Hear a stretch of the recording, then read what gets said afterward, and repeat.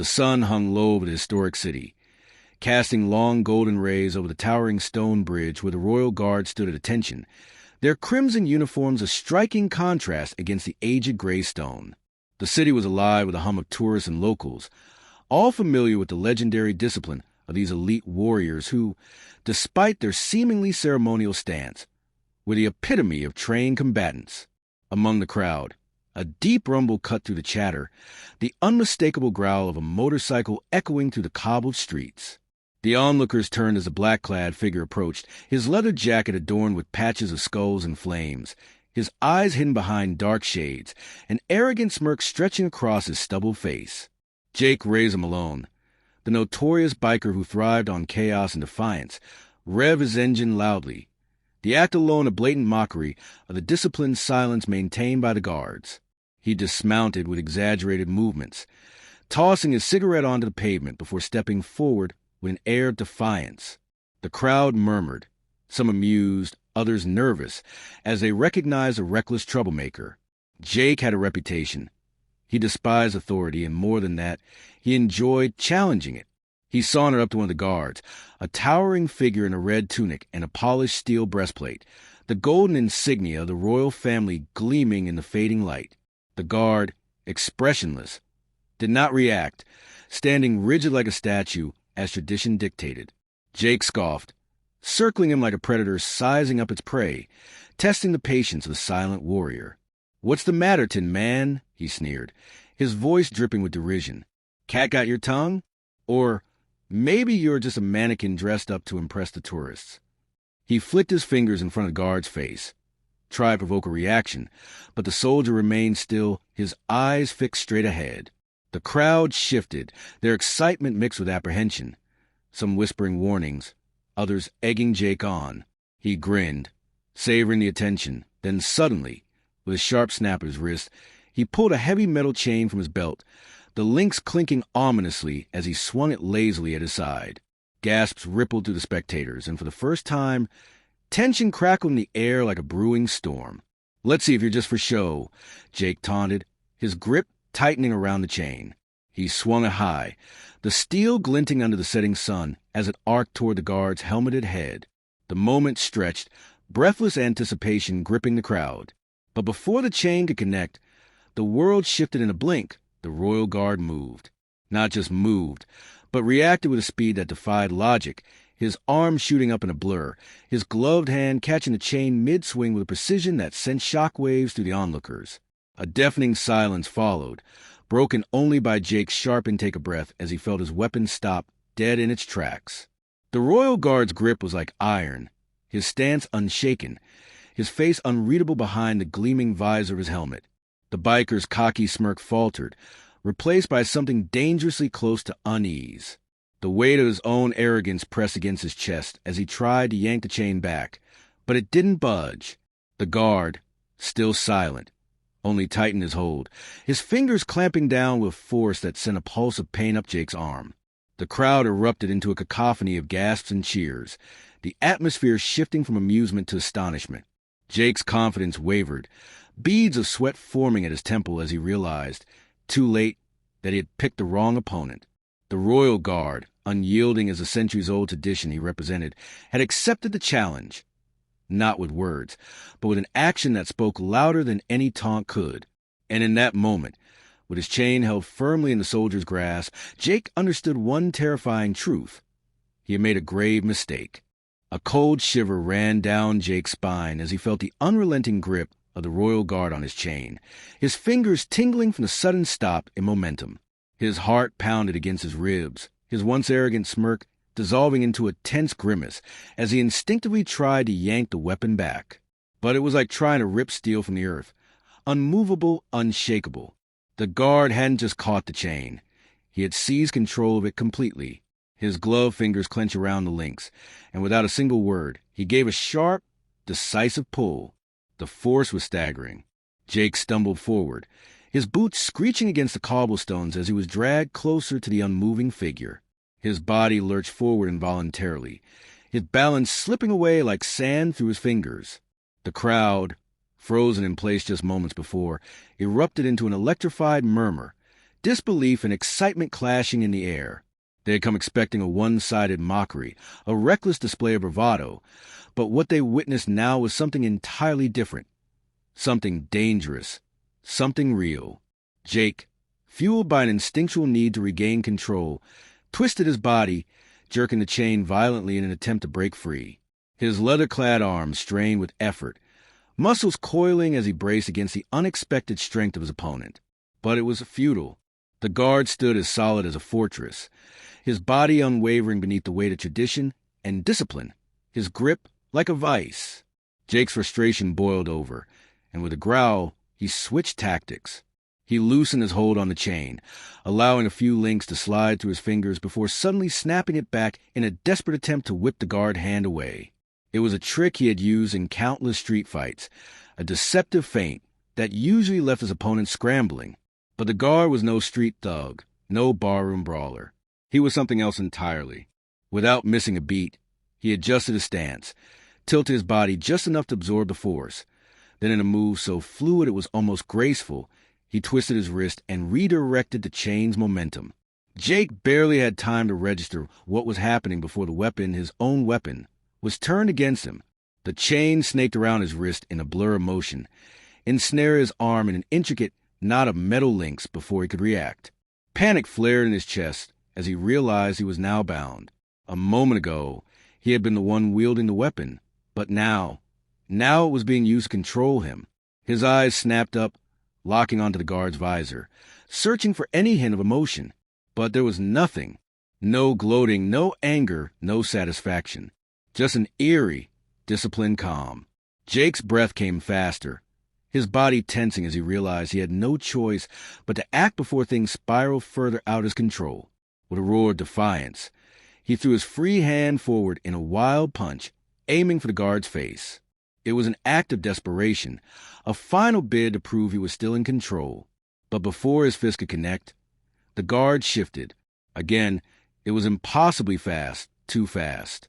He sidestepped, angling his body just slightly, and in the same motion, yanked the chain. Jake's world tilted. One moment he was standing, the next, his feet were leaving the ground. The sudden force pulled him forward, his body lifting off balance before he came crashing down onto the hard cobblestones. A sharp pain shot through his ribs as he landed, his breath escaping in a harsh gasp. The crowd erupted into a chorus of astonished shouts and cheers. He lay there for a second, stunned, his chest rising and falling in quick succession. His vision swam as he tried to process what had just happened. His mind, conditioned by years of unchecked arrogance in street fights where brute strength always won, struggled to comprehend how he had been taken down so effortlessly. He gritted his teeth, forcing himself onto his knees, but before he could rise fully, the chain tightened around his wrist, pulling his arm upward. He growled in frustration, tugging against it, but the pressure increased, forcing his arm to bend at an awkward angle. The pain was sharp but controlled, not enough to break, but enough to send a clear message. Stop struggling. Jake's nostrils flared as he looked up, sweat dripping down his temple. The royal guard had not moved from his position. He still held the chain in one hand, standing tall and poised, as if this entire ordeal was nothing more than an inconvenience. But it wasn't just a lack of aggression that unnerved Jake. It was the absolute command, the sense of complete control that radiated from the soldier. He wasn't fighting with desperation. He wasn't fighting at all. He was simply neutralizing a threat with the same level of precision and efficiency that one might use to disarm a careless opponent in training. Jake clenched his teeth, humiliation burning in his gut. This wasn't how it was supposed to go. He was supposed to be the one in control, the one laughing at the so-called elite warriors who were nothing more than glorified statues. And yet, here he was, on his knees, his own weapon restraining him like a captured beast. He tried to pull himself up again, but a sudden shift in pressure sent another sharp jolt of pain through his arm, forcing him to stay still.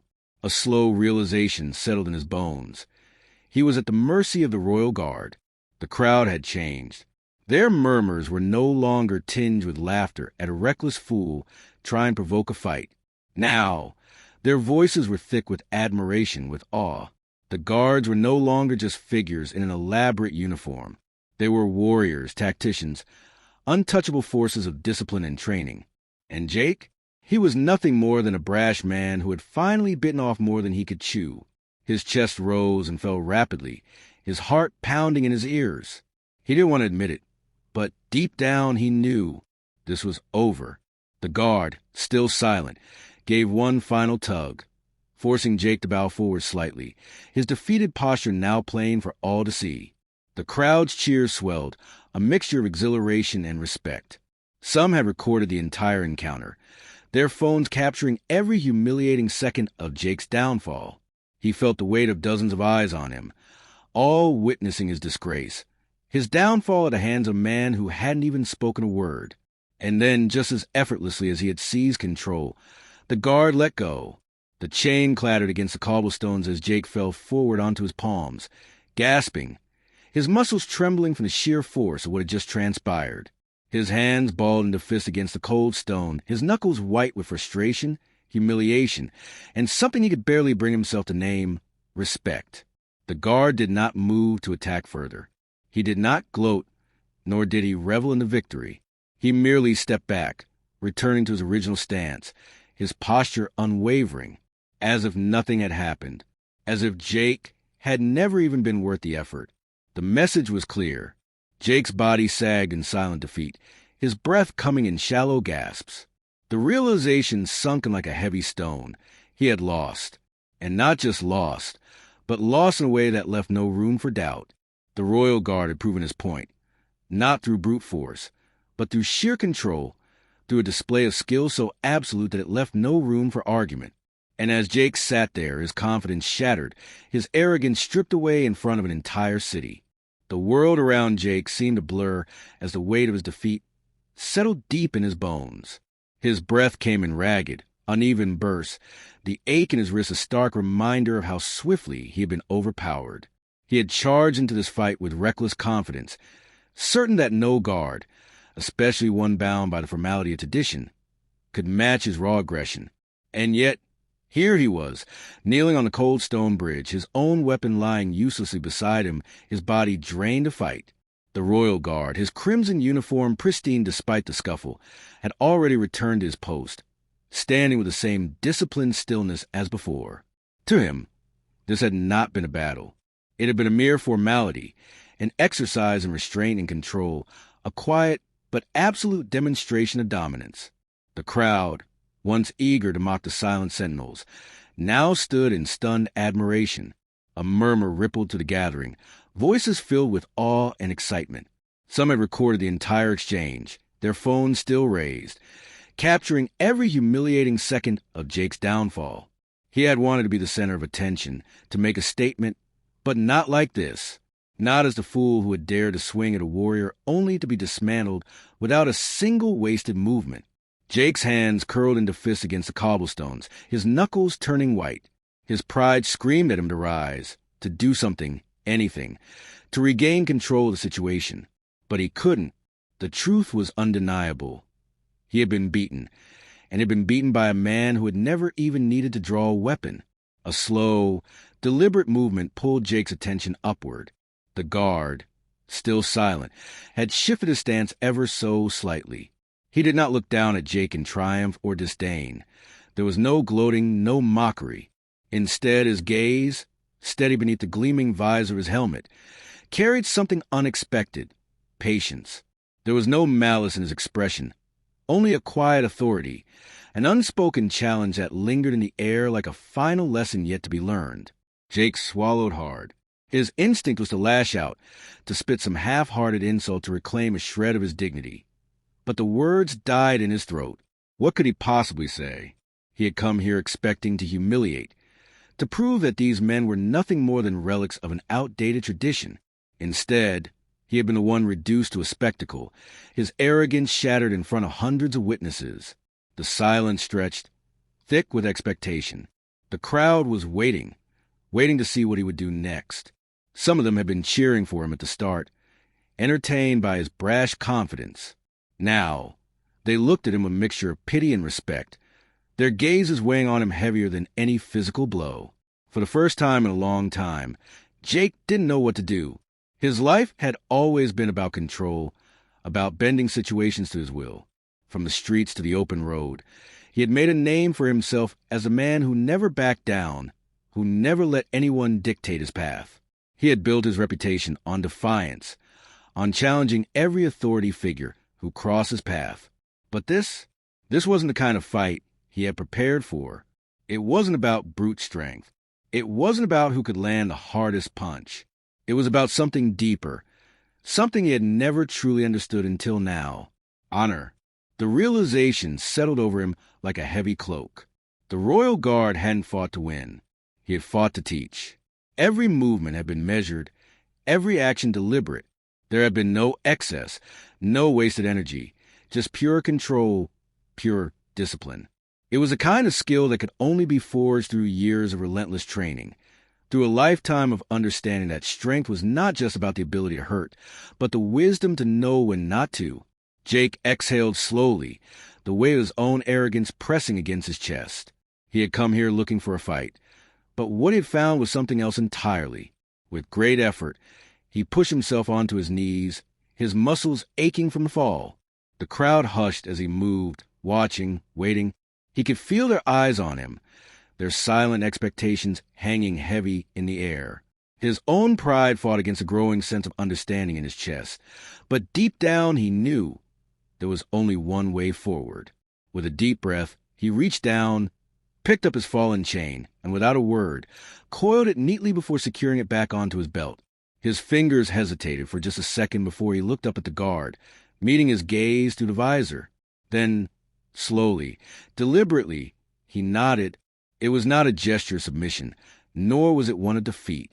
It was something else entirely, a silent acknowledgement, a recognition of the truth that had been laid bare before him. The Royal Guard did not move for a long moment, his face unreadable behind a gleaming helmet. But then, in the smallest of gestures, he inclined his head ever so slightly, a barely perceptible nod in return. The tension in the air shifted. The crowd, sensing the moment, erupted into a mix of applause and murmured admiration. The cheers were not for fight itself, but for what it had revealed, for the lesson that had been learned in the space between arrogance and humility. Jake didn't wait for anything more. He turned without another word, his boots echoing against the stone as he strode toward his motorcycle. He could still feel the burn of humiliation in his gut, but it was different now. It was no longer the sting of mere defeat. It was the weight of realization, of understanding just how little he had truly known. As he swung his leg over his bike and revved the engine, he cast one last glance back toward the bridge. The guard had already returned to his original stance, standing as still and disciplined as ever, as though nothing had happened. Jake exhaled sharply, shaking his head before gripping the handlebars. He had spent his life thinking strength was measured by dominance, by how much control he could exert over those around him. But today, he had learned something else, something far more valuable. Strength wasn't about proving you were the best. It was about knowing when you didn't have to. And with that final thought, he pulled the throttle, the roar of his motorcycle blending into the evening air as he rode away, leaving behind not just a bridge, but a lesson that would stay with him long after the sound of his engine had faded into the distance.